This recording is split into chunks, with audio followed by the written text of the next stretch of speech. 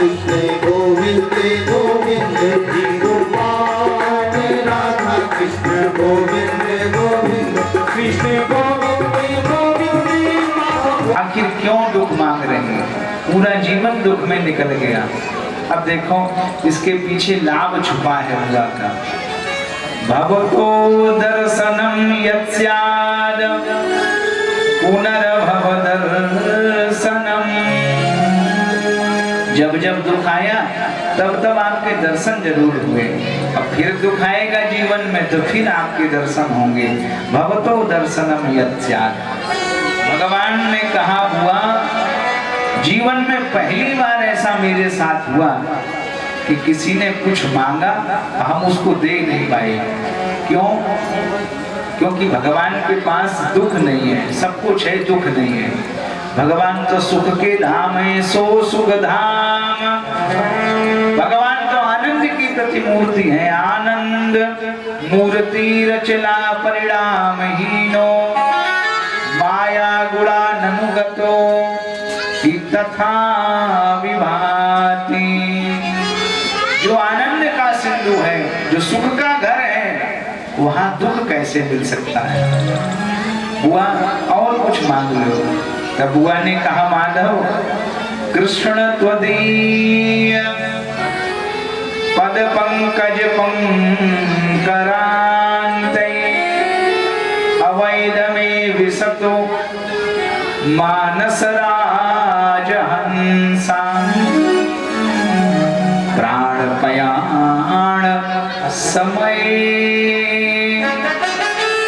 कफ वित्त पातै कंठावरोधन विधौ स्मरणं कुतस्ते। हमने सुना जिस समय प्राण निकलते हैं उस समय कंठ अवरुद्ध हो जाता है। कंठावरोधन विधौ जन्म जन्म मुनि जतन कराही अंत राम कहे आवत नाही। अंत में भगवान का नाम नहीं निकलता मुख से, कंठ अवरुद्ध हो जाता है। तो हमारा आपसे निवेदन है जब प्राण निकले इस शरीर से तो कंठ अवरुद्ध ना हो। आपका नाम लेते हुए इस शरीर से मेरे प्राण निकले। गांधारी के पास भगवान पहुंचे। गांधारी से कहा हुआ कुछ मांग लो। गांधारी ने कहा क्या मांग ले? जो कुछ था वो नहीं छोड़ा तुमने। 100 में से एक बेटा तो मेरा बच ही जाता। हमने सोच लिया था दुर्योधन को नहीं मरने दूंगी, लेकिन जिस समय वो वस्त्र सब उतार के मेरे पास आ रहा था आपने केले का पत्ता लगवा दिया उसको। अगर आपने ये छल्ला किया होता तो मेरा एक बेटा तो बच ही जाता। क्या दुश्मनी थी तुम्हें? अरे 99 मर गए थे, एक रह जाने देते। जिसका पिता अंधा था, माँ ने आंख में पट्टी बांधी थी। हम तो संजय के मुख से रोज सुनती थी कि आज तुम्हारे 16 बेटा मर गए, आज 50 मर गए, आज 75 मर गए, आज तुम्हारे पूरे 100 बेटा मर गए। लेकिन माधव मैं तुम्हें श्राप देती हूँ कि तुम अपनी आंखों के सामने अपने वंश का विनाश होते देखोगे। अब इसमें हम लोग ये न समझ लें कि गांधारी की गलती है, भगवान को श्राप देते हैं। करने कराने वाले सब भगवान हैं। राम की न चाहे सोई होई, राम की न चाहे सोई होई, राम की न चाहे सोई होई।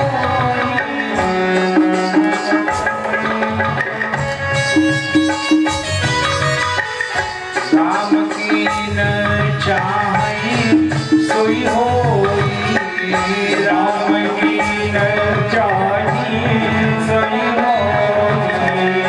अरे अन्य दास नहीं कोई, अरे अन्य दास नहीं कोई, अरे अन्य दास नहीं कोई।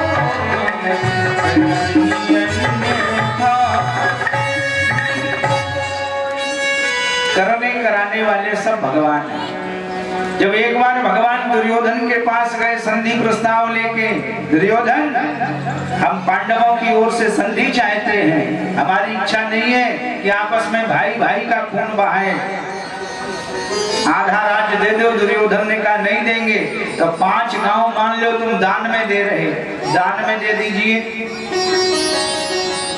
दुर्योधन ने कहा कान खोल करके सुन लीजिए, सूचक्रेनेव दास्यामि बिना युद्धेन केशव। केशव, बिना युद्ध के सुई की नोक के बराबर भी हम पांडवों को भूमि नहीं देंगे। भगवान ने कहा धर्मी दुर्योधन भाइयों का खा रहा। उसने कहा धर्म अधर्म हमें समझाने की जरूरत नहीं है, जाना भी धर्म न चाहे प्रवृत्ति, मेरी प्रवृत्ति ऐसी नहीं हम धर्म को समझ पाए। जाना भी पापम न चाहे निवृत्ति, और ये पाप हम करते हैं ये मेरी कोई पहले से आदत थोड़ी थी। तो फिर दुर्योधन बोला हम तो इतना जानते हैं कि नापि देवेन हृदि स्थितेन, कोई देवता हृदय में स्थित है, यथा नियुक्तोस्मि तथा करोमि, वो हमसे जैसा करवाता हम वैसा करते हैं। तो करने कराने वाले तो सब भगवान हैं। भगवान चले, अर्जुन साथ में हुए, भीम भैया साथ में हुए, कुरुक्षेत्र के मैदान में पितामह भीष्म से आकर के मिले। व्यास नारद जहां बड़े बड़े महात्मा खड़े थे, पितामह भीष्म का दर्शन कर रहे। इच्छा मृत्यु का वरदानी पितामह भीष्म बाणों की सैया पे लेटा है। जिसने जीवन भर धर्म किया उसकी अंत में गति देखो कैसी बिगड़ी। हमारे यहाँ हमने अभी थोड़ी देर पहले कहा था धर्म के भी अलग अलग पहलू हैं। कल भी इस बात की चर्चा की थी कि धर्म को शास्त्रों ने अलग अलग रूपों में निरूपित किया है। भागवत जी के अनुसार सत्य ही धर्म है। कहीं कहीं शास्त्रों में दया को धर्म बताया गया, ना दया सदर्शम परो धर्मा, कहीं सदाचार को परम धर्म बताया गया है, कहीं अहिंसा को परम धर्म बताया गया है। हमारे यहाँ धर्म की स्थिति अलग अलग है। कभी कभी क्रोध करना धर्म बन जाता है और कभी कभी सहनशीलता पाप बन जाती है। पितामह भीष्म के जीवन में सहनशीलता ही उनका पाप बन गई। जब भरी सभा में द्रौपदी अपमानित की जा रही थी, वहां पितामह भीष्म जैसे ब्रह्म ज्ञानी बैठे थे। पितामह भीष्म अगर एक बार भी खड़े होकर ललकार देते कौरवों को, तो हिम्मत नहीं थी कौरवों में कि कोई आगे पैर बढ़ा देता। क्या जरूरत थी वहां सहनशीलता की? पितामह भीष्म वहां सहनशील बने बैठे रहे। जहां अधर्म हो रहा हो और उस जगह आप सहनशीलता दिखाएं, ये पाप है। और पक्षीराज जटायु जिसने जीवन भर मांस खाया, नोच नोच कर मरे हुए जानवरों का, आमिष भोगी पक्षी ने अपने पूरे जीवन में केवल एक बार अच्छा काम किया। उसने एक बार सही जगह क्रोध किया जहां करना चाहिए। भारत की संस्कृति सभ्यता का अपहरण करके और विदेश का रावण ले जा रहा था, और उस समय महाराज चराचर का कोई जीव उसके विरुद्ध में नहीं बोलने वाला। ब्रह्म सृष्टि जहां लगत अनुधारी, 10 मुख वसवरती नर नारी। अब पक्षीराज जटायु को भली प्रकार से पता था कि रावण को जीता नहीं जा सकता, लेकिन फिर भी उसने महाराज आवाज लगाई, लड़ने के लिए ललकारा रावण को। और सब कहते रावण तो बड़ा ज्ञानी था, वेद पाठी था, शास्त्रों का अध्ययन किया, पुराणों का अध्ययन किया, तो सम्मान से बोलता रावण से, श्रीमान रसकंधर महोदय आदरणीय। लेकिन ना, उसको पता है कि दुष्ट के साथ में किस भाषा का प्रयोग करना चाहिए। पक्षीराज जटायु ने आवाज लगाई रावण को, रे रे दुष्ट ठाड़ कि न होई, रे रे दुष्ट ठाड़ कि न होई, रे दुष्ट ठाड़ कि न होई, फिर भय चलस न जानहि मोहि, फिर भय चलस न जानहि मोहि।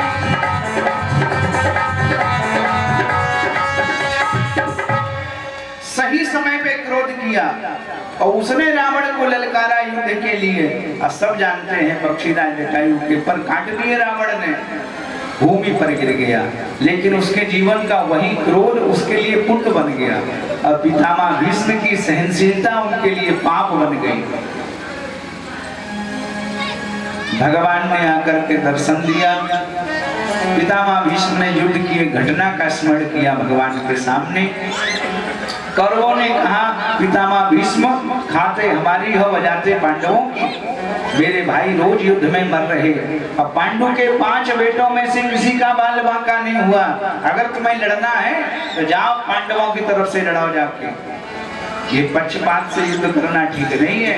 पितामह भीष्म को क्रोध आ गया और क्रोध में प्रतिज्ञा कर ली कि कल का सूर्यास्त तब होगा जब एक पांडव का मेरे हाथ से वध होगा। कौरव बड़े प्रसन्न हुए, चलो ये बहुत अच्छा हुआ। लेकिन इधर महाराज, इधर क्या घटना घटित हुई। द्रौपदी को लेके भगवान शिविर में पहुंच गए। प्रातःकालीन बेला होने वाली थी और ब्रह्म ज्ञान के लिए ब्रह्म का ध्यान कर रहे थे पितामह भीष्म। आके द्रौपदी ने जैसे ही शीश झुकाया, अखंड सौभाग्यवती होने का वरदान दे दिया। बिना देखे घूंघट हटाया द्रौपदी ने।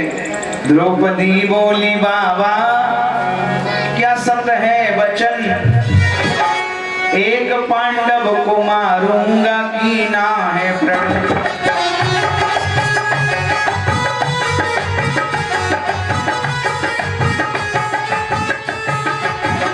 द्रौपदी बोली, बाबा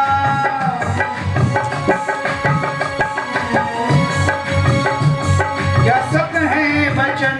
द्रौपदी बोली, बाबा क्या सत्य है वचन, एक पांडव को मारूंगा जीना है प्रण। एक पांडव को मारूंगा जीना है प्रण। सुनने लगे बाबा जी का, लगे बाबा जी का।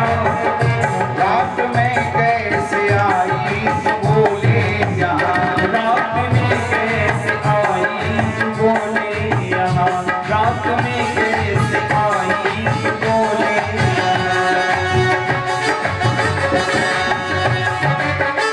जय हो।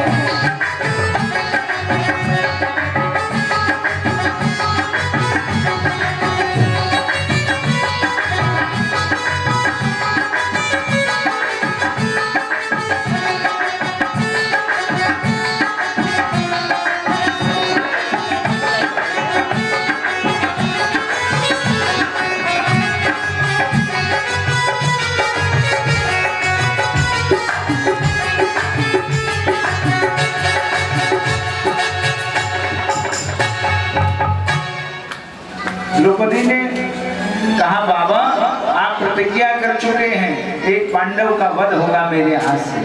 आप हमें अखंड सौभाग्यवती का वरदान भी दे चुके हैं। अब तो बाबा की सांस रुक गई, ऊपर की ऊपर नीचे के नीचे। बाबा बोले, एक बात बताओ, तुम्हें यहाँ लेके कौन आया? कोई अकेली आई है, हम मान नहीं सकते, अकेली कैसे? देखा बाबा शिविर से जो बाहर हुए, हरि खड़े थे पीतांबर का घूंघट किए। भगवान पीतांबर का घूंघट लगाने खड़े। कौन है ये? सहेली है हमारी। अच्छा। द्रौपदी के थे चप्पल लिए हाथ में। भगवान को देखा तो बार बार प्रणाम किया। बोले, प्रणय आपने मेरा तुड़वा दिया। बड़े प्रसन्न मन से चाहते थे पितामह भीष्म के मेरे हाथ से पांडव न मरे। बड़े प्रसन्न बोले, प्रणय आपने मेरा तुड़वा दिया। द्रौपदी से बोले, पहले अनजान में आशीर्वाद दे दिया था, अब हम जान के आशीर्वाद दे रहे हैं। जान के आशीर्वाद? हाँ, तुम्हारे साथ में भगवान कन्हैया है तो तुम्हारी विजय निश्चित है, ये मेरा आशीर्वाद है। इधर प्रातःकालीन बेला हुई, युद्ध हुआ महाराज कौरव पांडवों में। भगवान की प्रतिज्ञा है कि युद्ध में शस्त्र नहीं उठाएंगे। पितामह भीष्म के तीक्ष्ण बाण जब अर्जुन की ओर जाने लगे, धृतरथ चरणो भयाचल द्रकुरो हन्तुमिभं गतोत्तरे। रथ टूट गया अर्जुन का, नीचे आ गए भगवान, हाथ जोड़े अर्जुन ने, प्रभु ये जीवन है तेरे हवाले, मुरलिया वाले जीवन है तेरे हवाले, मुरलिया वाले जीवन है तेरे हवाले, मुरलिया वाले।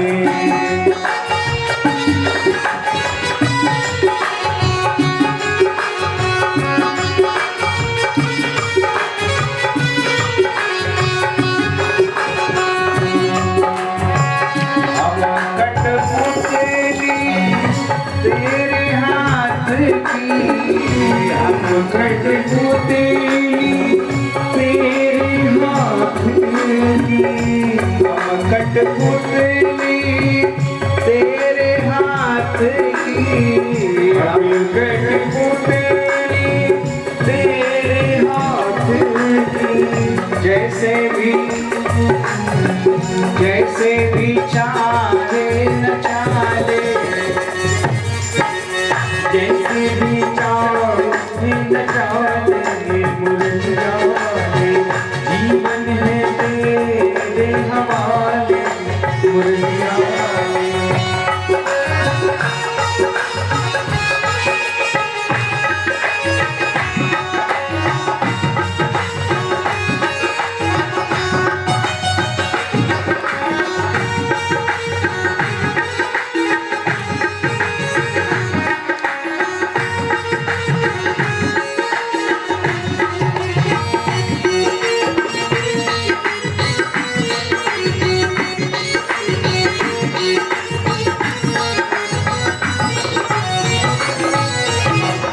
मेरे अपने अब तो तू ही बचा ले, मुरलिया अब तो तू ही बचा ले, मुरलिया वाले जीवन है तेरे हवाले, मुरलिया वाले।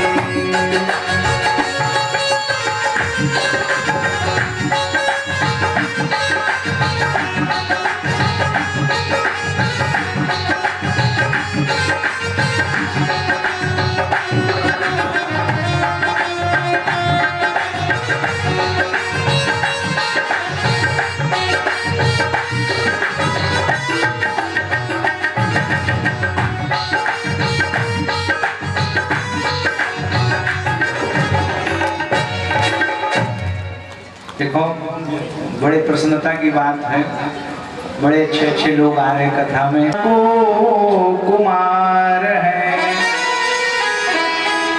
जाको एक बाप होय, बचावे निज लाज सोई, मेरी कौन लाज मेरे बाप तो हजार है। मेरी काहे की लाज शर्म, शर्म तो वो करें जिनके एक माता पिता हो, हमारे तो बहुत माता पिता है। विनोद का भाव हुआ महाराज सुंदर। पितामह भीष्म ने कहा अब हम पांच भौतिक शरीर का त्याग करना चाहते हैं। क्यों? कोई शुभ समय है, हाँ एकादशी है। अच्छा एकादशी तो फिर आएगी, तब आप चले जाना देह का प्रयाण करके। अभी क्यों जा रहे हैं? एक और शुभ समय है। कौन सा समय है? हमारे यहाँ कवियों ने सुंदर समय बताया प्राण छोड़ने के लिए। सावरा खड़ा हो वंशी में स्वर भरा हो, तिरछा चरण धरा हो, जब प्राण तन से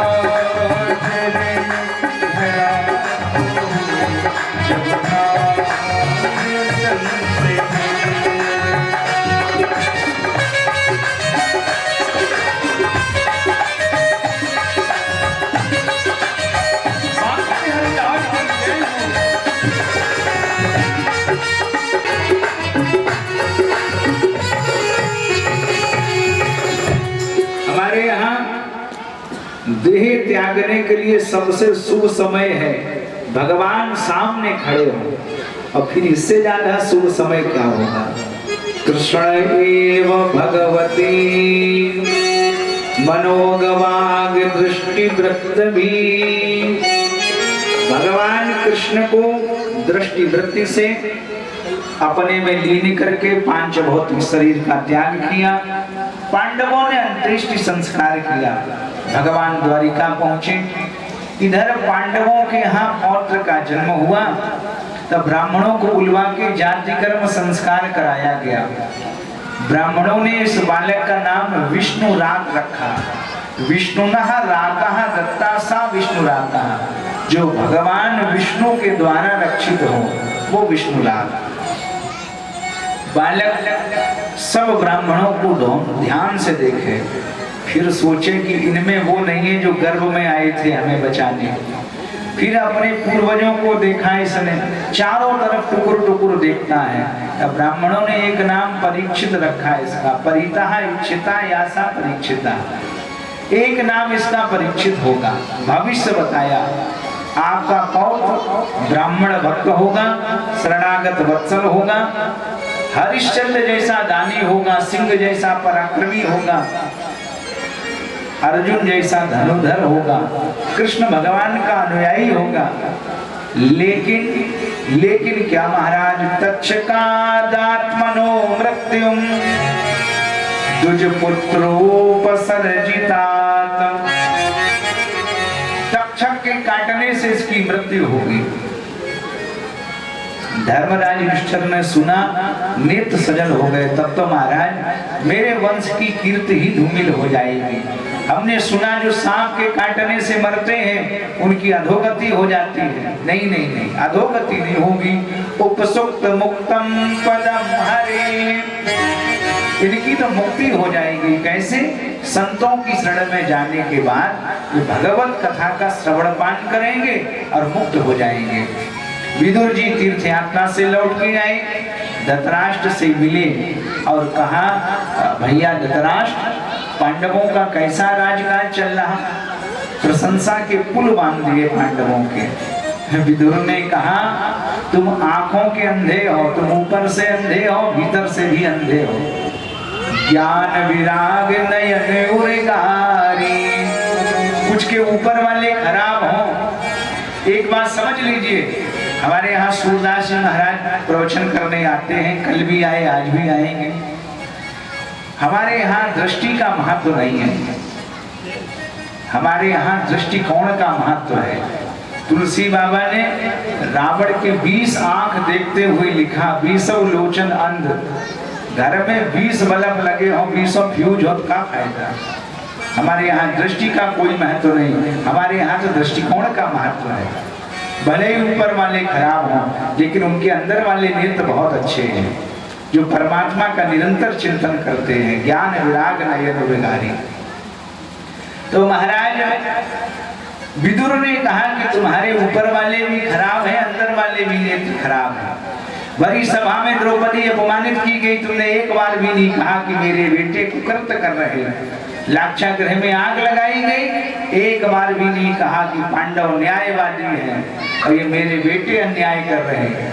अगर आप उस समय कह दिए होते तो शायद महाभारत ना होता। महाभारत युद्ध होने का एक कारण ये भी रहा, जब माता पिता अपने बच्चों की करनी का महाराज वो अनदेखी करने लगते हैं और उस पर सब लीपा पोती करने लगते हैं, तो उस घर में महाभारत होना तय है।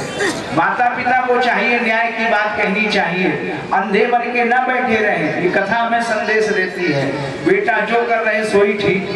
और एक बात, अगर पिता कोई सीधा साधा है, कम पढ़ा लिखा है, और मैया अगर चतुर है, तो माँ को डांट फटकार के अपने बेटों को रखना चाहिए। पिता अंधे थे तो कौन सी हमारी संस्कृति ऐसी कहती है कि तुम भी आंख में पट्टी बांध ले। जहाँ पिता अंधा हो, माँ जानबूझ के पट्टी बांध ले। मतलब पट्टी बांधने का मतलब कि माँ जानते हुए भी अनजान बनी रहे कि मेरे बेटा ऐसे हैं, तो उस घर में तो महाभारत होनी निश्चित है। विदुर ने कहा, आज कुत्तों की तरह पांडवों के टुकड़ों पर पलकर पांडवों की प्रशंसा कर रहे। धृतराष्ट्र को बात बहुत बुरी लगी। अपने बेटा मर गए, सब कुछ चला गया, वैराग्य नहीं हुआ। आज विदुर की बात लग गई। हम लोगों के यहाँ जब जब संत पुरुषों की बात लगती है, जब जब अपनों की लात लगती है, तब व्यक्ति वैराग्य ले लेता है। मध्य रात्रि में धृतराष्ट्र ने गांधारी का हाथ पकड़ा, चलो देवी, अब पांडवों के टुकड़ों पे नहीं पलेंगे। रात्रि के समय घर द्वार छोड़ करके चले गए। प्रातःकालीन वेला हुई। पांडवों ने देखा आए महल में तो ताऊ जी ताई जी नहीं, बड़े दुखी हो गए। खोज करने निकले, हमसे कोई अपराध हो गया, ताऊ जी ताई जी हम लोगों को छोड़ के कहाँ चले गए। जब खोजने निकले तो मार्ग में नारद जी मिल गए। अथा जगाम भगवान नारद सहे तुम्बरो। तुम्बर महात्मा के साथ में नारद जी मिले और नारद जी ने पांडवों से कहा, घर वापस लौट जाओ, आज के 7वें दिन उनका महाराज शरीर शांत हो जाएगा, अब तुम उनके चक्कर में ज्यादा परेशान ना हो। पांडव लौट के आए हैं। अर्जुन को भेजा गया द्वारिका में, 7 महीने हो गए, अर्जुन लौट के नहीं आए। भयंकर अपशकुन होने लगे धर्मराज युधिष्ठिर को। भीम को बुलाया, भैया भीम, हाँ भैया, देखो 7 महीने हो गए, अर्जुन का कोई पता नहीं है। गता सप्ताधुना मासा भीमसेन तवानुजा नायाति कस्वाहे तो नहीं वेदे रमंजसा। न तो अर्जुन आए द्वारिका से और न द्वारिका से कोई सूचना आई भगवान की। भीम से वार्तालाप हो रही थी, उसी समय देखा सामने से अर्जुन चले आ रहे हैं। मुखमंडल कुमलाया है अर्जुन का, गांडी वो नीचे टंगा हुआ है और मुख झुकाए अश्रुपात हो रहे नेत्र से। धर्मराज समझ गए, भ्रष्ट श्रिया निरानंदो किमघम दर्शयन्ति ना।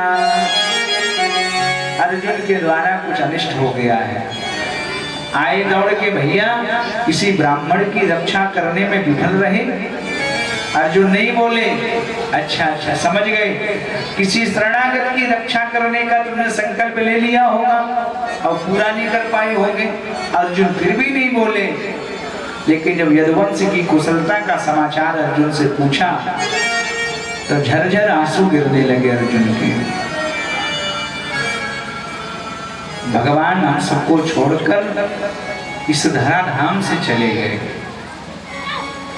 भगवान चले गए, पूरी घटना बताई। वारुणी में मदिरा पीत्वा मदोन्मदित चेतसा अजानतामिवान्योन्यम चतुर्पंचा विशेषता। मदिरा का पान कर लिया यदुवंशियों ने, आपस में सब झगड़ गए। 4-5 यदुवंशी केवल शेष बचे और भगवान को जरा नाम के बहेलिये ने बाण मार दिया पैर में। तो भगवान का भी महाराज सशरीर चतुर्भुज स्वरूप में प्रकट होकर वैकुंठ चले गए। कुंती ने भगवान के महाप्रयाण का समाचार सुना, देह त्याग दी। इधर पांडव सबके सब स्वर्गारोहण कर गए। परीक्षित को राजपाट सौंप दिया गया। परीक्षित जी एक दिन अनुभवी मंत्रियों को साथ लेकर नगर भ्रमण करने के लिए निकले। सर्वत्र पूर्वजों की प्रशंसा सुनी उन्होंने। जिस गली ऊंचे से रथ जाए न कोई अर्जुन की प्रशंसा करे, न कोई भीम की प्रशंसा करे। हाँ, कोई कहे वाले धर्मराज निष्ठुर, जीवन में झूठ नहीं बोले। कितनी विपत्ति आई। एक दिन तो भगवान ने झूठा ही अनाउंस करा दिया, अश्वत्थामा मारा गया। द्रोणाचार्य ने कहा इसे नहीं मानेंगे, अगर धर्मराज एक बार कह दे तो मान लेंगे। धर्मराज युधिष्ठिर से पूछा कि अश्वत्थामा मारा गया? और उन्होंने कहा कैसे झूठ बोले? कहा नरो ना कुंजरो बा, नर नहीं हाथी मारा गया। अब भगवान बड़े चतुर थे, भगवान ने शंख बजा दिया उसी समय। तो जीवन में झूठ नहीं बोले धर्मराज। कितनी विपत्ति आई। धर्म के प्रताप से 6 अंगुल रथ पृथ्वी से हमेशा ऊपर चला धर्मराज का। कभी धर्मराज के रथ के पहियों ने पृथ्वी का स्पर्श नहीं किया। सर्वत्र पूर्वजों की प्रशंसा। पूर्वज अगर सुकृत करते हैं तो समाज में हम लोगों का भी नाम होता है। उनके लड़का है, अब पूर्वज ने बंदूकें टांगी, कर गई है भाई परिवार के हैं, तो पूर्वजों का सुकृत हम लोगों के लिए सुखदायी होता है। सर्वत्र पूर्वजों की प्रशंसा। नगर के बाहर जब आए तो अद्भुत दृश्य देखा है। गाय माता खड़ी खड़ी रो रही, बैल उसको समझा रहा, माँ क्यों रो रही हो? माँ ने कहा कुछ समझ में नहीं आता, ये प्रारब्ध जन्म पाप है क्या है, इतना तो हमें मिल रहा। पीछे से काला पुरुष आ गया हाथ में मुगदर लेके, और जैसे ही गाय माता ने देखा तो रोती बिलखती गाय चली। बैल तो चलने में भी असमर्थ है, एक पैर ठीक है, 3 पैर भी टूटे हैं इसके। आवाज लगाई राजा परीक्षित ने, मारो धीरम भद्रम ते खलानाम महिषास्तरे। मां क्यों रो रही? जिन गोपाल भगवान ने जीवन भर गौ माता का पालन किया, जिनके कारण मेरे आराध्य कृष्ण गोपाल गोविंद कहे गए, उनके इस धराधाम से जानने के बाद इतनी दुर्गति। अभी आप चिंता मत करिए, गोपाल का अंश जीवित है, छोड़ूंगा नहीं इस दुष्ट को। तलवार लेके दौड़े, हे खलानाम महिषास्तरे, हे कल इतना दुस्साहस मेरी माँ को कष्ट पहुंचाएगा। वो काला पुरुष बड़ा चतुर, और उसने तुरंत मुगदर फेंक दिया, चरणों में गिर गया परीक्षित के। राजा का धर्म है, कोट विप्र बदला गई जाओ, आए शरण तजई नहीं ताऊ। अब जब शरणागत हो गया तो उन्होंने कहा वध करना अनुचित है। परिचय पूछने लगे। सबसे पहले गाय माता को बुलाया, माँ आप क्यों रो रही? गाय ने अपना परिचय बताया, राजन मैं साक्षात धरणी हूँ, पृथ्वी हूँ, मैं इस धराधाम से जा रही हूँ, क्यों मुझे कष्ट दिए जा रहे हैं? बैल से पूछा आप? उसने कहा मैं धर्म हूँ, मैं भी असहाय हो चुका हूँ, चलने में भी असमर्थ हूँ, मैं भी अपनी माँ के साथ चला जाऊंगा। राजा ने कहा धूर्त, जिसकी वजह से ये धरणी जा रही, धर्म जा रही, आखिर है कौन तुम? उसने कहा महाराज मेरा नाम कली है, मैं कलियुग हूँ, और ब्रह्मा की बनाई गई सृष्टि में मेरा आना निश्चित है। सतयुग के बाद त्रेता आना निश्चित है, त्रेता के बाद द्वापर, द्वापर के बाद कलयुग आना निश्चित है। ये शाश्वत सिद्धांत है। दिन के बाद रात और रात के बाद दिन आना निश्चित है। शुक्ल पक्ष के बाद कृष्ण पक्ष और कृष्ण पक्ष के बाद शुक्ल पक्ष आना निश्चित है, इसमें कोई रोक नहीं सकता हमें। राजा परीक्षित ने कहा देखिए इस समय इस वसुंधरा का मैं अधिपति हूँ, और मेरे राज्य में अगर रहोगे तो मेरे अनुसार चलना पड़ेगा। ये बताओ तुम्हारे अंदर कोई गुण है? कलयुग ने कहा महाराज अवगुणों के हम भंडार हैं, एक गुण है केवल मेरे अंदर। कौन सा गुण? गुण बताया इसने, यत फलम नास्ति तपसा न योगेन समाधिना तत्फलम लभते सम्यक कलौ केशव कीर्तनात्। यत फलम नास्ति तपसा, अन्य युगों में तपस्या करने से, समाधि लगाने से, योग करने से जो फल नहीं मिलता था, कलयुग में केवल केशव का कीर्तन करने से वो फल मिलेगा। योग समाधि का फल कलयुग केवल हरि गुण गाहा, गावत नर पावई भवथा। अगर आपको वृंदावन जाके किसी को ढूंढना है धर्मशाला में, लेट हो गई, 10-11 बज गए, अब आप सोचो कि धर्मशाला में हम राम स्वरूप से मिले, कैसे मिले? अब आप पहुंचे, दरवाजा खटखटाया एक कमरे का, एक सज्जन निकले, हाँ बताओ। अरे गलती हो गई भाई साहब, राम स्वरूप को ढूंढ रहे, हमारे गांव के हैं। उसने कहा राम स्वरूप को ढूंढा तो हमारे दरवाजा क्या खटखटा रहे हैं? हम देख रहे कौन कमरे में है। दूसरे कमरे में पहुंचे, फिर दरवाजा खटखटा दिया।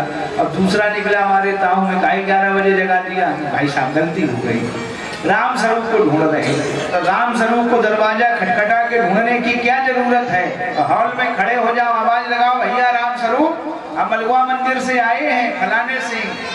राम स्वरूप जिस कमरा में होंगे खुद ही निकल आएंगे। तो देखिए भाई, हमें भक्ति का कमरा, ज्ञान का कमरा, वैराग्य का कमरा खटखटाने की जरूरत नहीं है। आप तो केवल भगवान का नाम लेते रहो। कलयुग केवल हरि गुण गान, कलयुग केवल हरि गुण गान, कलयुग केवल हरि गुण गान, कलयुग केवल हरि गुण गान, गावत नर पावई भवधामा, गावत नर पावई भवधामा, कलयुग केवल हरि गुण गान, कलयुग केवल हरि गुण गान, गावत नर पावई भवधामा।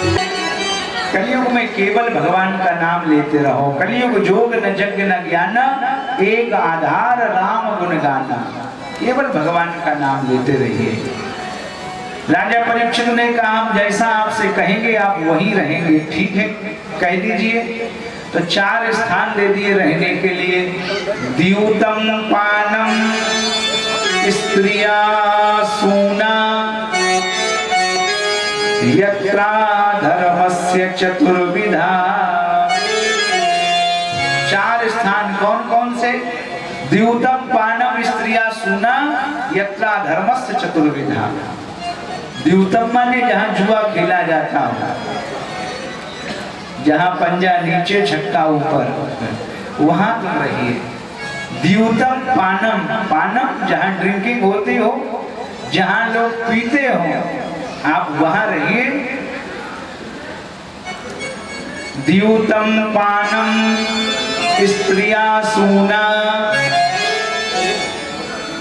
स्त्रिया माने वैश्याएं, जहां वैश्याएं रहती हो आप वहां रहिए। और सूना नामस हिंसा, जहां हिंसा होती हो, मार काट, वहां तुम रहो। कहां कहां कलियों को रहने के लिए कहा? जहां जुआ खेला जाता हो, जहां पी जाती हो। द्यूतम पानम स्त्रिया सूना, जहां वैश्याएं रहती हो, जहां लंपट पुरुषों का आना जाना हो। देखो मंच पर हमारे परम स्नेही, परम सम्मानीय श्री रविंद्र फौजी जी आए हैं।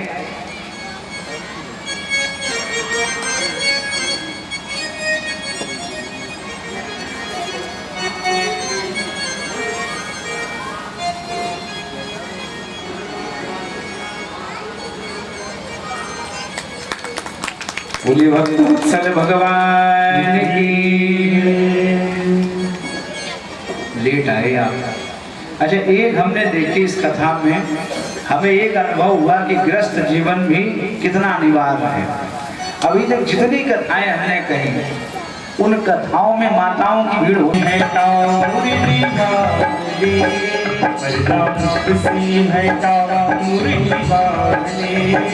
तेरी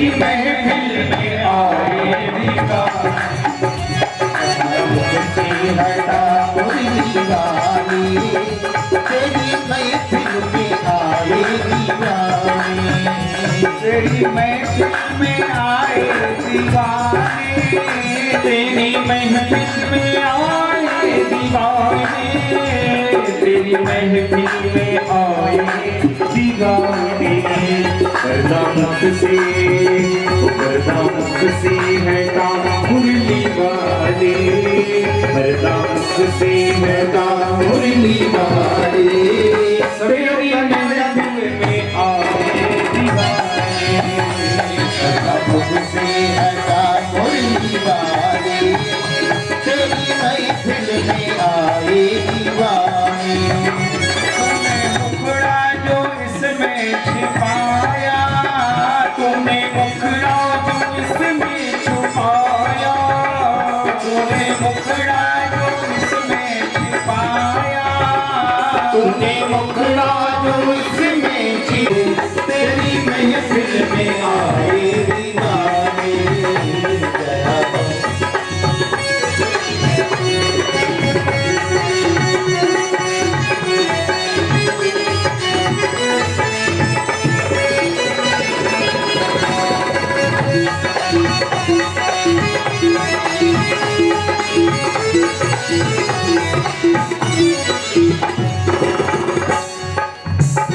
सारी दुनिया से नाता है तोड़ा, सारी दुनिया से नाता है तोड़ा सारी दुनिया से नाता है तोड़ा, सारी दुनिया से नाता है तोड़ा तेरे संग नाता है जोड़ा, तेरे संग में बना बना मुरली वाले हमको अपना बना मुरली वाले हमको अपना बना मुरली वाले, हमको अपना बना मुरली वाले तेरी महफिल में आए दीवाने, तेरी महफिल में आए दीवाने तेरा परिदान का मुरली वाले तेरा परिदान का मुरली वाले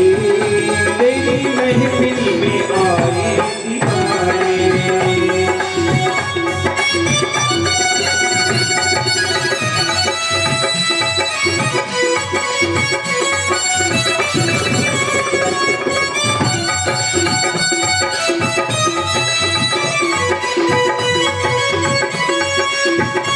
जय बलिदान का मुरली वाले जय बलिदान जय बलिदान जय बलिदान का मुरली वाले तेरी महफिल में आए दीवाने जय बलिदान का मुरली वाले तेरी महफिल में आए दीवाने जय बलिदान का मुरली वाले तेरी महफिल में आए दीवाने तेरी महफिल में आए दीवाने तेरी महफिल में आए दीवाने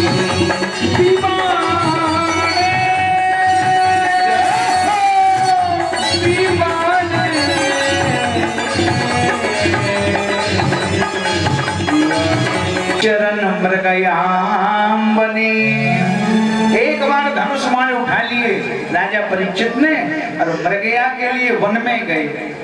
एक बार, इससे पहले नहीं गए। क्यों नहीं गए? अब देखो, इसी श्लोक से सिद्ध होता है मृगानुगता श्रांता।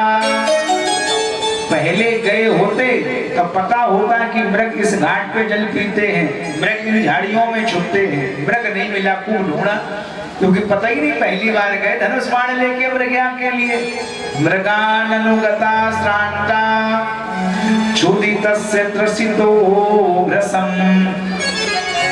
राजा को प्यास लग आई तो सोचा वन में जल कहाँ मिलेगा। ढूंढते हुए महाराज वन में एक कुटिया दिखाई दी। समीक महात्मा की कुटिया थी। राजा बाहर खड़ा होकर आवाज लगाने लगा, मैं सप्तद्वीप वसुंधरा का अधिपति राजा परीक्षित ये आदेश देता हूं कि अंदर जो भी हो हमें जलपान कराया। समीक महात्मा समाधि लगाए बैठे थे। बहुत आवाज लगाई लेकिन नहीं सुन पाई। तो राजा कुटिया में प्रवेश कर गया। देखा समीक महात्मा बैठे, समाधि लगाए, चिल्लाने लगा राजा, समझ गए मृषा समाधि होश में। राजा बाहर खड़ा है तो तू कपटी समाधि लगा के बैठ गया, राजा का सम्मान न करना पड़े।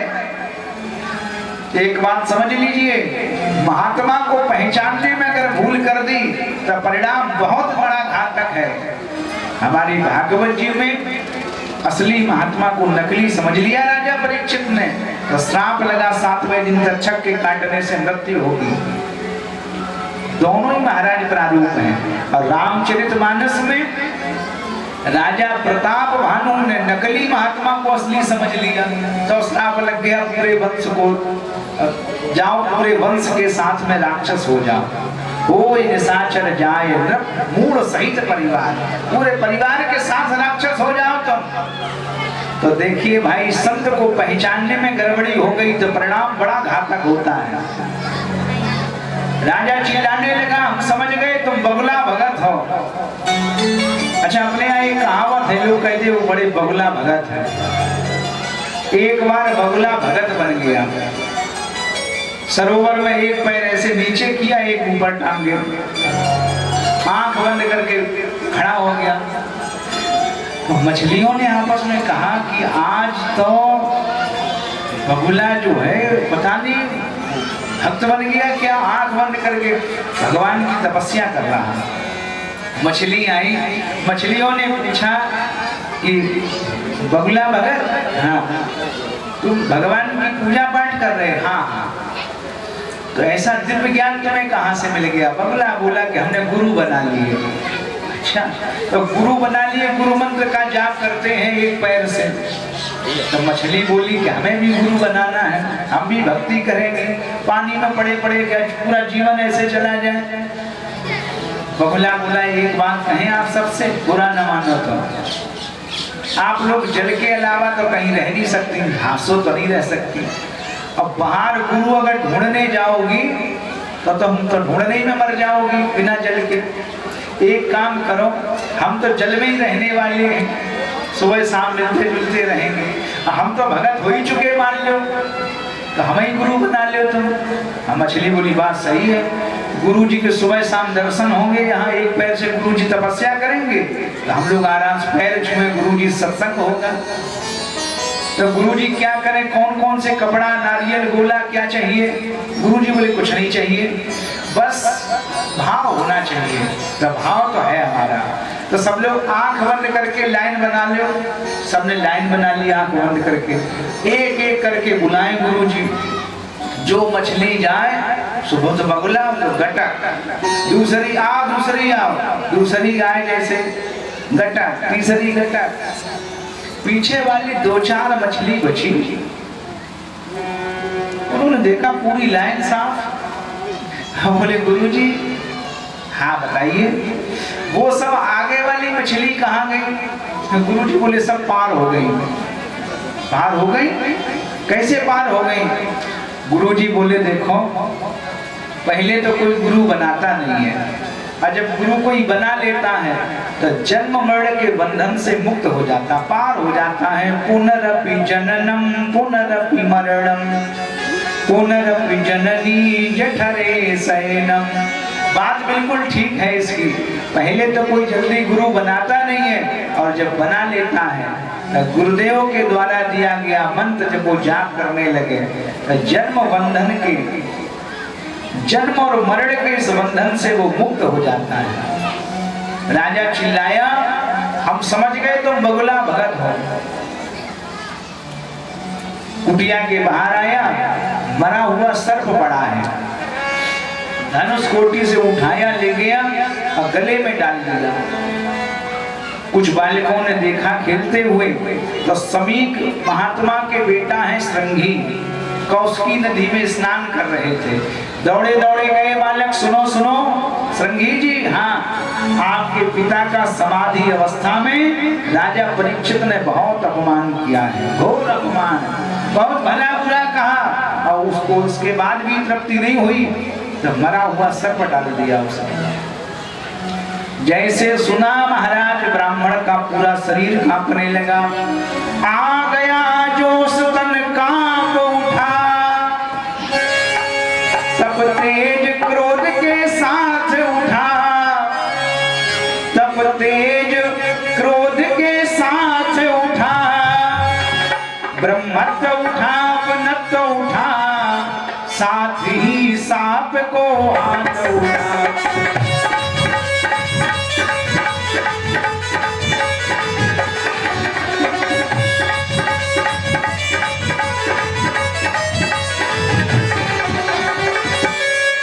अंजलि में जल लिया और जल लेकर के श्राप दे दिया। इति लंघित मर्यादम तक्षका सप्तमे हनि। हे मर्यादा का उल्लंघन करने वाला राजा, मैं तुझे श्राप देता हूँ, आज से 7वें दिन तक्षक के काटने से तेरी मृत्यु हो जाएगी। वापस आए, सभी महात्मा का गले से सर्प हटा दिया, लिपट गए पिताजी के गले से, रोने लगे जोर जोर से। जब बेटा लिपट लिपट के रोया तो पिता के नेत्र खुल गए। वत्स कसमादि रोदसी, बेटा रो क्यों रहे थे? सब बालकों ने कहा आपको कुछ पता ही नहीं है, समाधि अवस्था में आज तुम्हारा बहुत अपमान हुआ है, लेकिन आपके बेटे ने भी उचित फल दिया। अपमान करने वाले राजा को श्राप दे दिया है। राजा ने कहा ये उचित नहीं किया। राजा तो भगवान का अंश होता है। अपापेषु स्वभक्तेषु बालेना पक्य बुद्धिना पापम कृतं तद भगवान सर्वात्मा क्षन्तुमर्हति। तुमने तो भगवान को श्राप दे दिया, पाप किया है तुमने। गौरमुख नाम का एक शिष्य गया और उसने जाकर के बताया, राजन आपको श्राप लग चुका है। बस महाराज अन्न जल का त्याग कर दिया, राजपाट अपने बेटा जन्मेजय को दिया, आके भागीरथी गंगा किनारे बैठ गए। अत्रि वशिष्ठ चमन सरलवान अरिष्ट नेमि भृगुंगिरा पराशर विश्वामित्र परशुराम मेधातिन देवल भरद्वाज गौतम पिपलाद कवय अगस्त भगवान व्यास नारदा। अनेक बड़े बड़े महात्मा आने लगे। महात्माओं ने सुना मेरे राजा को श्राप लगा, सब महात्मा आए। हाथ जोड़े राजा परीक्षित ने, स्वयं ही तीर्थानि पुनन्ति संता। ये संत भगवान तो चलते फिरते तीर्थ हैं, तो सबको प्रणाम किया। मुद मंगलमय संत समाजो, मुद मंगलमय संत समाजो, मुद मंगलमय संत समाजो, मुद मंगलमय संत समाजो।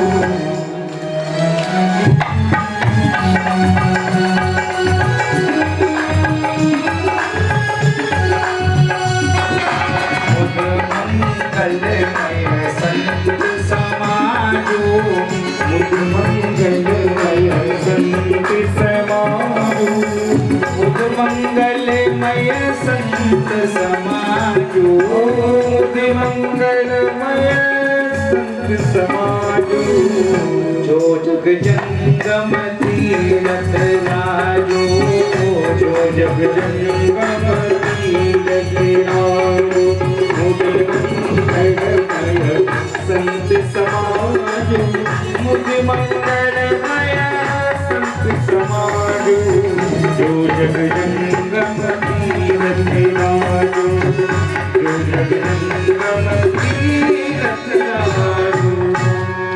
मुद मंगलमय संत समाजो। हमारे यहाँ 2 प्रकार के तीर्थ हैं, 2 प्रकार के। एक है स्थावर और दूसरे हैं जंगम। एक स्थावर तीर्थ है जो जहाँ स्थित है वहाँ है। गोवर्धन भगवान जहाँ हैं वहाँ हैं, काशी विश्वनाथ जहाँ हैं वहाँ हैं, बद्री विशाल जहाँ हैं वहाँ हैं। लेकिन दूसरे अपने समाज में एक चलते फिरते तीर्थ हैं, चलते फिरते। मुद मंगलमय संत समाजो। जो कि विश्व विजेता सिकंदर भी दुनिया से खाली हाथ गया, एक कील नहीं ले जा पाया यहाँ से। जब सब कुछ छूट जाना ही है, बुकरियां भैंसियां मकान जमीन गेहूं बाजरा सब यही रह जाना है। जब सब कुछ छूट जाना ही है तो सबकी चिंता त्याग करो। मूर्ख तो मैं मेरी कहकर मदमान बढ़ाकर चले गए। सब रह जाना है। स्टेशन आने वाला हो, स्टेशन आने वाला हो तो चतुर यात्री को चाहिए कि पहले से सावधान हो जाए। अगर आप आगरा से बैठे और आपको इटावा उतरना है, इटावा रिजर्वेशन आपके पास है। कुछ लोग रिजर्वेशन में बड़ा इतराते हैं। नाम जीवन है, कभी सुख है कभी दुख है, इसी का नाम जीवन है। एक महात्मा जी कह रहे थे कि मौत में और नींद में बड़ा सामंजस्य है, बड़ा सामंजस्य। अच्छा, सामंजस्य कैसा है? ये जो नींद है हम लोगों की, ये टेम्परेरी मौत है, टेम्परेरी मौत। और जो मौत है वो परमानेंट नींद है, बस इतना ही अंतर है। अच्छा, यहाँ लोग बैठे हैं, महाराज जी की व्यवस्था है। महाराज जी व्यवस्था कर दें कि विष्णु यज्ञ का ये नियम है कि जो कोई कथा सुनेगा वो खड़े खड़े कथा सुनेगा। तो आदमी कहते कि महाराज 1-1.5 घंटा की कथा रखो, बस बहुत है। वही 3 बजे तुम शुरू करवाना और 3 से 4, 4:30 बहुत है। महाराज 1-1.5 घंटा बहुत हो जाए। अच्छा, नियम है कि बैठ के कथा सुनो, तो लोग 4 घंटा 5 घंटा बैठे रहते हैं। अच्छा, नियम कर दिया जाए कि पूरे पंडाल में गद्दा लगाए जाए और तकिया बढ़िया लगाए जाए, लेट के आराम से कथा सुनो। तो हमें पता आदमी रहने न दे स्कूल में। चलो महाराज क्या कर रहे हो, गया खाना पीना, चलो जोड़ो 9-10 बजे जोड़ दिया करो महाराज, होने दो शाम तक कथा। पंडित के प्राण ले गए। हम लोगों को खड़े होने से बैठने में ज्यादा आराम है और बैठने से लेटने में ज्यादा आराम है। सोचो, रात में आप लेट गए तो बड़ी टेंशन, सुबह ये होना है, वहां जाना है, ये करना वो करना। ऐसे बोला मर जाओगे सुख पाओगे। एक मुर्दा बोला जब तक जिंदा रहोगे सुख नहीं मिलने वाला। तो सुख कब मिलेगा? सुख तो तब मिलेगा जब मर जाओगे। देखिए भाई, मरना बिल्कुल सत्य है, राम नाम सत्य है, मृत्यु सत्य है, भगवान का नाम सत्य है। स्वामी राम सुखदास जी कहते हैं, life is sorrowful only when we crave for object and death is painful only when we desire to live. समझ लीजिए, लाइफ हमें, ये जीवन हमें तब दुख देता है जो हम निरंतर वस्तुओं की कामना करते रहते, ये मिल जाए वो मिल जाए वो मिले। पहले साइकिल पे थे, इच्छा हुई कि मोटरसाइकिल आ जाए तब बात बने, साइकिल से नहीं बनती। मोटरसाइकिल आ गई तो मन हुआ कि पंडिताई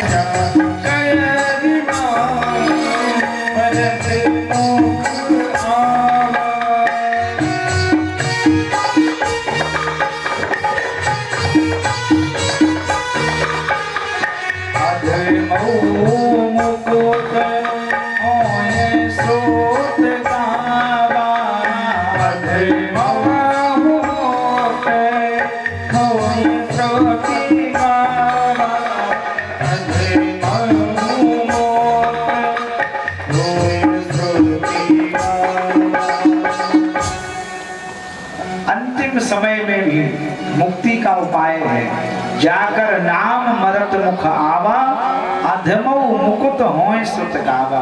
कितना भी अधम क्यों ना हो, उसकी भी मुक्ति होती है। नामोच्चारण महात्म्यम हरे पश्यत पुत्र का, अजामिलो अपि एनेव मृत्यु पासाद मुच्यत। अजामिल जैसा पातकी ब्राह्मण भी अपने पुत्र का नाम नारायण लेकर के मुक्त हो जाता है। तो कितनी महिमा है। अंतिम समय अगर भगवान का नाम किसी प्रकार से ले लिया जाए तो मुक्ति हो जाएगी। एक बाबा मर रहे थे।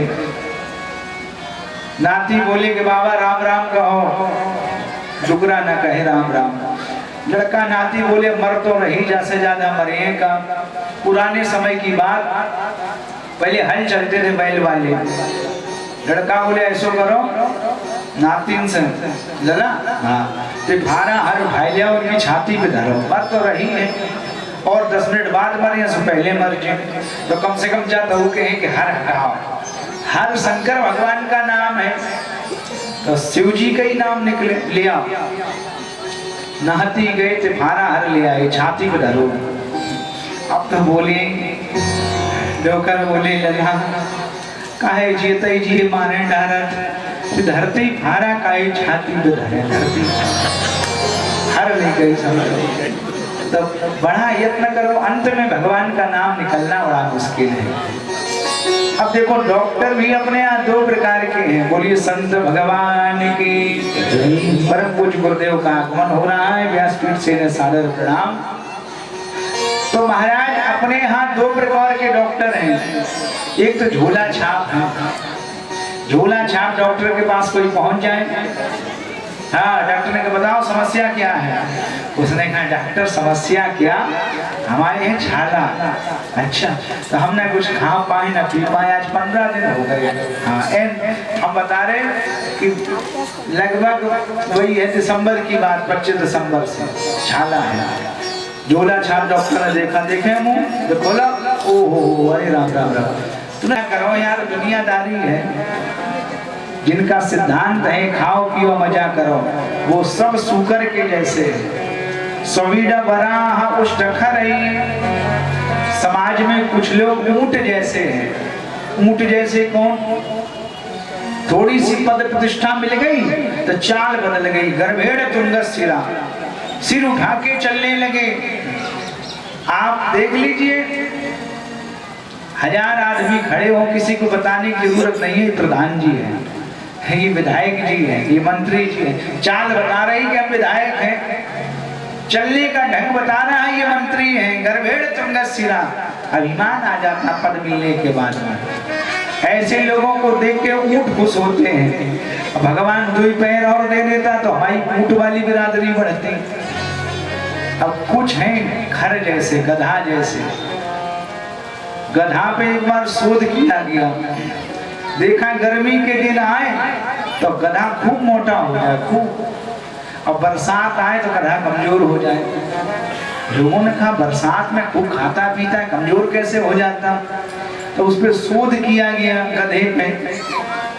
गधा जब बरसात में खेत में घास खाने के लिए चले और सुबह से शाम तक चलता रहे, शाम के दूसरे कोने पे पहुंच के जब सिर मुड़ा के देखें तो गधा सोचे कि वाह बारे हम बताओ कुछ खा ही नहीं पाया आज हमने। बरसात में हरे भरे खेत, चारों तरफ सिर घुमाए, बताओ अरे राम राम, पूरे दिन लगे रहे कुछ खा नहीं पाया। देखो पूरी घास लगी है अभी तक। तो सोच सोच के खाए तो खूब, लेकिन सोच सोच के कमजोर हो जाए। हाँ जो गर्मी आई घास ही नहीं अब खेत में, मैं पे इधर उधर खड़ी थोड़ी बहुत। शाम को जब गधा जाकर के चारों तरफ देखे खुश हो जाए, वाह मारे हम आज तो 10-20 बीघा चर ली हमने। तो लोगों ने कहा ये जानवर गधा है। गा माने गलत, धा माने धारणा, जिसके विचार अधोगामी हो जाए वो गधा है। हमारे समाज में जिनके विचार ठीक नहीं है, जिनके विचार अधोगामी हो गए, वो मनुष्य रहते हुए भी गधा है। अच्छा तुलसी बाबा को ये बात अच्छी नहीं लगी व्यास जी की। उन्होंने कहा भाई कंपेयर करना इन जानवरों से, इन जानवरों का अपमान करना है। बाबा ने कवितावली में कहा कि तिनते खर सूकर स्वान भले। भगवान हमारे जैसे नहीं है गधा ऊंट, हम लोगों से अच्छे हैं। एक गोस्वामी बाबा कह रहे तिनते खर सूकर स्वान भले, हम लोगों से सूकर अच्छे हैं, हम लोगों से कुत्ता अच्छे हैं, हम लोगों से गधा अच्छे हैं। क्यों? जड़तावसते न कहें कछुबे। गधा सोचे कि लिहाओ आज कीर्तन हो जाने दो, राम धन हो जाए 24 घंटा, तो सोचते ही रहे गधा, गधा का कर लेंगे। अगर स्वान सोचे कि ले हम भी विष्णु यज्ञ कराएं तो क्या हुआ जा रहा उनका यज्ञ। अगर सूकर सोचे कि हम बैठ के राम राम की माला जपें तो नहीं जप सकता। असली पशु कौन से जो कर सकते हैं फिर भी नहीं कर रहे। दिन खर सूकर स्वान भले जड़तावस ते न कहे कछुबे तुलसी जही राम सुनेह नहीं सो सही पशु पूछ बिसान न दोए। बिना सींग के और बिना पूछ के असली पशु तो हम लोग हैं जिनका भगवान से कोई स्नेह नहीं है, न तो वो पशु अच्छे हैं। राजन परीक्षित जिनके कानों ने कभी भगवान की कथा नहीं सुनी, वो कान नहीं है। विले बतोरु क्रम विक्रमान न सुरता कर्ण कुटे न रस्य। जिन मानवों ने भगवान की कथा नहीं सुनी उनके कान सांप के बिल जैसे हैं। जिन हरि कथा सुनी नहीं काना, जिन हरि कथा सुनी नहीं काना, जिन हरि कथा सुनी नहीं काना, जिन हरि कथा सुनी नहीं काना। श्रवण रंध्र भई भवन समाना, श्रवण रंध्र भई भवन समाना, जिन हरि कथा सुनी नहीं काना, जिन हरि कथा सुनी नहीं काना। श्रवण रंध्र भई भवन समाना, श्रवण रंध्र भई भवन समाना। जिसने भगवान की कथा नहीं सुनी उसके कान सांप के बिल के जैसे हैं। राजन परीक्षित जिभ्या सती दादुर के वसूत न चोप गायत सुरुगाय गाथा। जिन्होंने अपनी वाणी से भगवान का गुणानुवाद नहीं किया उनकी जीव मेढक के जीव जैसी है। जो नहीं करहि राम गुण गाना, कहते हैं कैलाशपति जी है सोदा दुर जी है समाना। सुनती मैया पार्वती जी है सोदा दुर जी है समाना। सुनती मैया पार्वती जो नहीं करे राम गुण गाना, कहते हैं कैलाशपति सोदा दुर जी है समाना। सुनती मैया पार्वती, सुनती मैया पार्वती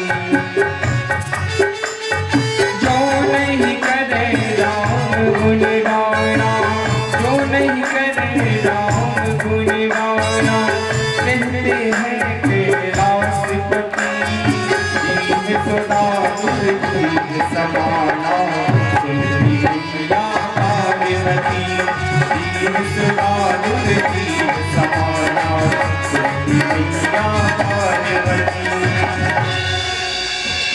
भारं परं पट्टकिरीटजुष्टं वयुक्तमागमननवे मुकुंदम। जिनके शीश कभी मुकुंद के सामने नहीं झुके। अच्छा, मुकुंद कौन? मुक्तिम ददाति स मुकुंद, जो मुक्ति देने वाले हैं। पूज्य पुरुषों के सामने, संतों के सामने, सदगुरुओं के सामने, देवताओं के सामने, ब्राह्मणों के सामने जिनके शीश नहीं झुकते हैं। अच्छा, एक बार किसी ने पूछा किनके नहीं झुकते हैं, तो शास्त्रों ने बताया शुष्क काष्ठानि मूर्खास च न नमन्ति कदाचन। नमन्ति फलिनो वृक्षा नमन्ति गुणनो जना। कौन नहीं झुकते हैं? शुष्क काष्ठानि, सूखी हुई लकड़ी, और मूर्ख आदमी, ये कभी नहीं झुकते। तो कौन झुकता है? नमन्ति फलिनो वृक्षा, जिन वृक्ष में फल है वो वृक्ष झुक जाते हैं। और नमन्ति गुणनो जना, और जो गुणवान है वो हमेशा दूसरों के सामने झुकते रहते हैं, ये पहचान है। एक कवि ने कहा है, झुकता वो है जिसमें जान है, झुकता वो है जिसमें जान है, और अकड़ तो खास मुर्दे की पहचान है। ये अकड़े रहने वाले जिंदा नहीं है, ये जीते जी मुर्दा है। काहे की अकड़? जन सबको नाच नचावे, कोई न पावे, या सबको नाच नचावे, सुख में दुख को दर्शाए, हरि माया जादू बदली है, सजन को नहीं नचाए, नचाए, हरि माया जादू बदली है, न कोई सूझे तब जाए गुरु जी से पूछे, जब कोई सूझे तो जाए गुरु जी से पूछे, जब न कोई सूझे तब जाए गुरु जी से पूछे, जब न कोई सूझे तब जाए गुरु जी से पूछे, बचवे को बने बचवी को बनी उपाय, हरि माया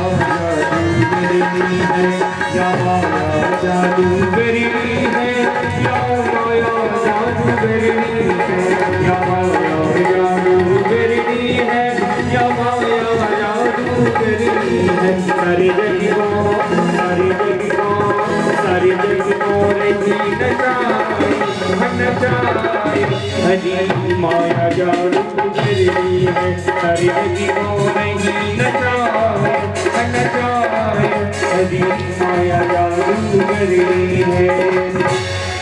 भगवान की माया बड़ी विलक्षण है।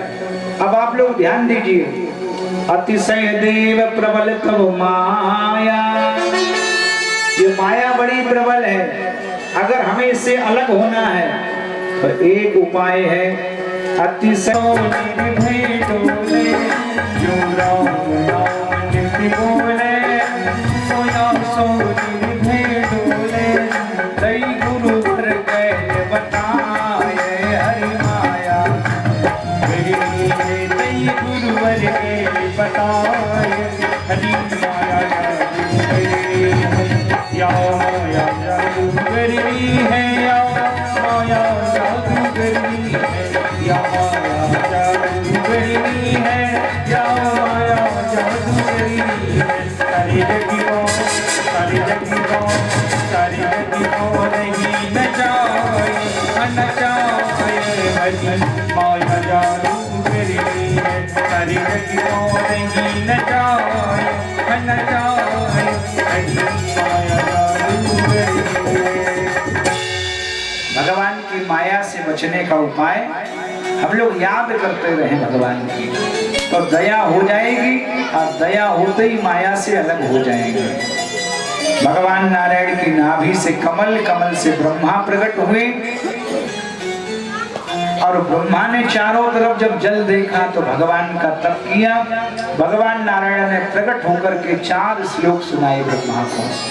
अहमेवासमेवाग्रे नान्यद सदसत सत्परम, पश्चादहं यदेतच्च सोवशिष्येत सोऽस्महं, कृतेरथं प्रतीयेत न प्रतीयेत चात्मनि, तद्विद्यादात्मनि माया, यथा वासो यथा तमा, यथा महान्ति भूतानि भूतेषु चावचेष्वनि, प्रविष्टानि प्रविष्टानि तथा तेषु न तेष्वहम्, यतावदेव जिज्ञासं तत्जिज्ञासुनः आत्मना, अन्यव्यतिरेकाभ्यां यत् स्यात् सर्वत्र सर्वदा। भगवान ने कहा, ब्रह्मा अहमेवासमेवाग्रे, सबसे पहले सृष्टि में मैं था, मेरे अलावा कुछ नहीं था। राजा परीक्षित ने कहा जब भगवान के अलावा कुछ नहीं था तो सृष्टि बनी काहे से? भगवान की माया से। तो एक बात समझ में नहीं आती, बनाने वाला आदमी एक और जिस वस्तु से बनी वो वस्तु एक, फिर ये अलग अलग कैसे हो गए लोग? सुखदेव भगवान ने कहा राजन परीक्षित, जैसे कोई कुंभहार है, मिट्टी के पात्र बनाता है, वो बनाने वाला आदमी एक, जिस मिट्टी से पात्र बने वो मिट्टी एक, उसी मिट्टी से घड़ा बनाया गया, सुराही बनाई गई, दिबुलिया बनाई गई, डबुआ बनाया, चुकरिया बनाई, कलश बनाई, उसी मिट्टी से उसी कुम्हार ने चिलिम बनाई। देखो मिट्टी एक, बनाने वाला एक तरफ घड़ा है, सुराही है, जो स्वयं जीवन भर शीतल रहते हैं, जो जल पी ले वो शीतल हो जाए, और दूसरे तरफ है चिलिम, जो खुद गर्म रहे, कोई पी ले तो गर्म।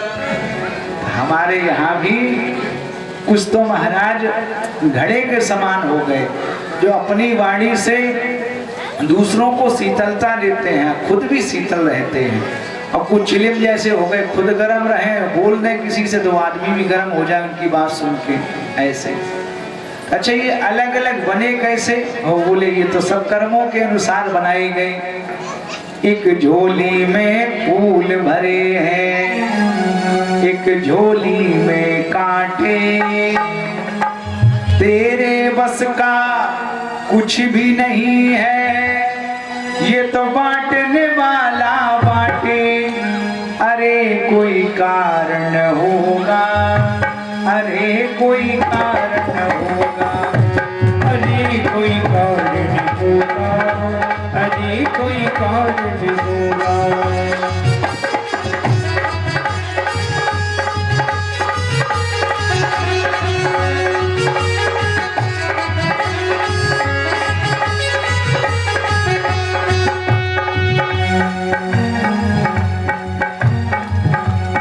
पहले बनती हैं तकदीरें, फिर बनते हैं शरीर। पहले बनती है तकदीरें, फिर बनती है शरीर। कोई राजा, कोई भिखारी, कोई संत फकीर, अरे कोई कारण होगा, अरे कोई कारण होगा, अरे कोई कारण होगा, अरे कोई कारण होगा।